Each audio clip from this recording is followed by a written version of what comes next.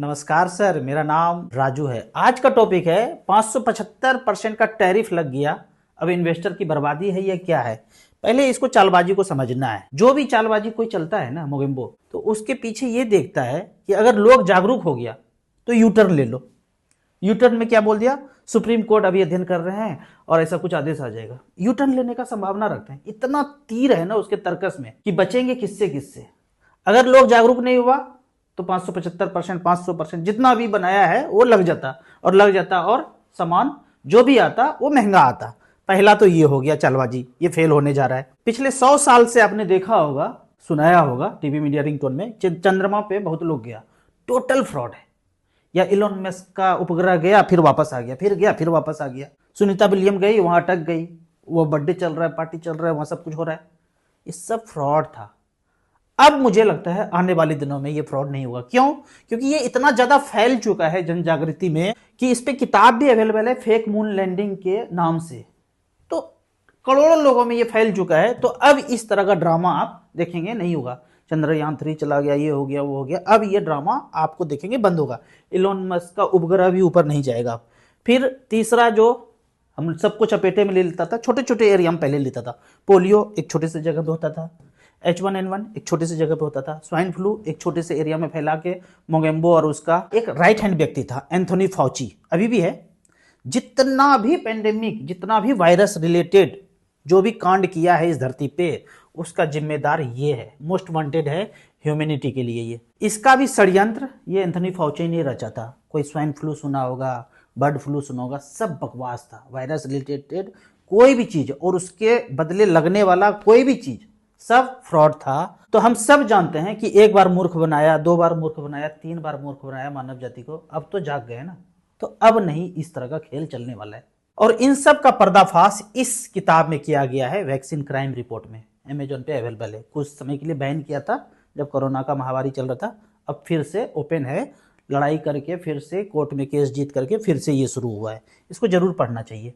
अब आते हैं टैरिफ पे। टैरिफ जितना भी बढ़ेगा ना, कंपनी से जो सामान आ रहा है ना उसका रेट बढ़ता जाएगा। तो जितना कम से कम हो सके उतना यूज करना है। जो एकदम अनअवॉइडेबल है उसको लेना है, बाकी को नहीं लेना है। तो लेना किससे? किसान से लेना है या लोकल सामान लेना है जिसपे उस टैरिफ का इफेक्ट ना पड़ रहा हो, जो सस्ता हो वही लेना है। अगर ये टैरिफ चला या इससे कम भी चला तो चीज महंगा होगा ही होगा। और मोगेम्बो जानबूझ के ऐसा कर रहा है इन्फ्लेशन बढ़ाने के लिए कि लोग और धीरे धीरे गरीब होता जाए। पैसा खींचने का ये एक जरिया है।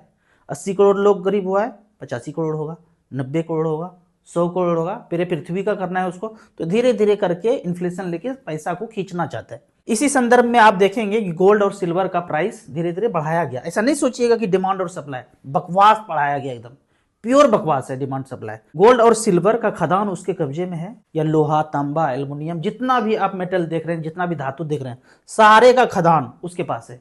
अभी यहाँ पे लोहे का खदान मिल जाए, एकदम नाटो का सेना आकर के चारों तरफ से घेर लेगा। हर देश में ऐसी है। नाटो में बोल रहा हूं, लेकिन कोई भी आएगा वो उसका ही बंदा है।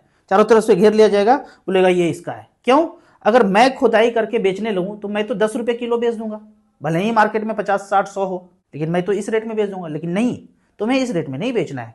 तो जहां भी कोई भी संपदा है, खदान है, उसको अचानक से कब्जा करके मार्केट रेट पे बेचा जाएगा। मार्केट रेट मतलब मास्टर कंप्यूटर मोगेम्बो के पास है, वो रेट डिसाइड करता है।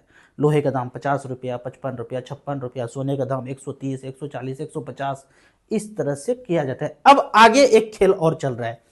जितना भी खेती वाला जमीन आप राज्य देख रहे होंगे ना, बिहार है, उड़ीसा है, यूपी में, आप देखेंगे कि पहले से शहर का रोड तो है इस तरह से, लेकिन अब खेत के बीचों बीच 4 लेन रोड बन रहा है। हमारे बिहार में तो बन रहा है। अब क्या, किस पे नजर है इसका? अब नजर है खेती के अनाज पे। और खेतों के आसपास आप गोदाम बनता हुआ देखेंगे eastindia.com का। नाम किसी का भी हो, ABCD, मालिक ये है, जो 47 के पहले था वो है। तो सारे जगह आप खेतों के चारों तरफ आप गोदाम बनता हुआ दिखोगे, और वो सारा अनाज इसमें पैक होगा। पैक हो गया, कंट्रोल हो गया, तो अब किसी भी रेट में बेचो। चावल 50 रुपया, 60 रुपया, 70 रुपया, 80 रुपया, 100 रुपया, 500 रुपया, ऐसे। और उसको संरक्षण करने के लिए इस तरह का साइलोज आप खेत के चारों तरफ बनता हुआ देखता हुआ नजर आएगा। लेकिन इसको संरक्षण करने के लिए भाई लोग भूखे होंगे तो जाके तो हंगामा मचा देंगे और लूट लेंगे। तो इसको बचाने के लिए अग्निवीर जो 4 साल में तैयार होकर हमारे बच्चे आ रहे हैं, गांव समाज के, वो चारों तरफ इसको ट्रेंड किए हुए।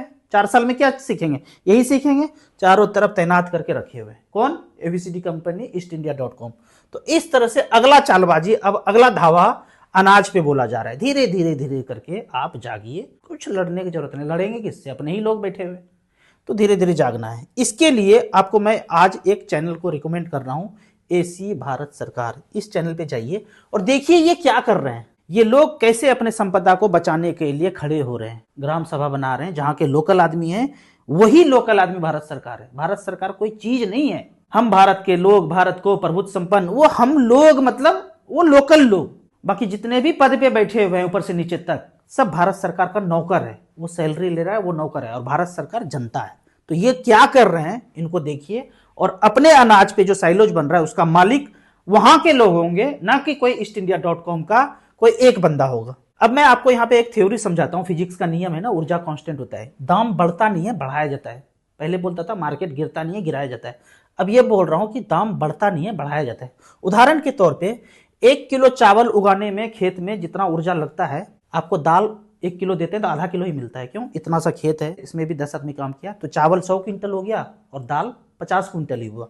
तो जब भी 1 किलो चावल देते हैं तो आपको आधा किलो दाल ही मिलता है, क्योंकि इसमें जो ऊर्जा लगा इसमें भी उतना ही ऊर्जा लगा, लेकिन पैदावार आधा किलो ही हुआ। आधा हुआ, इसीलिए आधा किलो दाल में ही 1 किलो चावल दिया जाता है। तो ऊर्जा कांस्टेंट होता है, फिजिक्स का नियम है। अब कोई कहे कि इसका दाम बढ़ गया, इसका मतलब क्या है? पहले ऊर्जा जितना लगता था, क्या उसको उगाने में ज्यादा ऊर्जा लगता है? आप कहेंगे नहीं, उतने में हो जाता है, या उससे कम में हो रहा है। मशीन आ गया तो आदमी का मेहनत कम हो रहा है, तो और दाम घटना चाहिए, बढ़ने का सवाल नहीं है। दूसरा प्रश्न, उस 1 किलो चावल में 5 लोगों का पेट भरता था, तो क्या अब कम लोगों का या ज्यादा लोगों का होगा?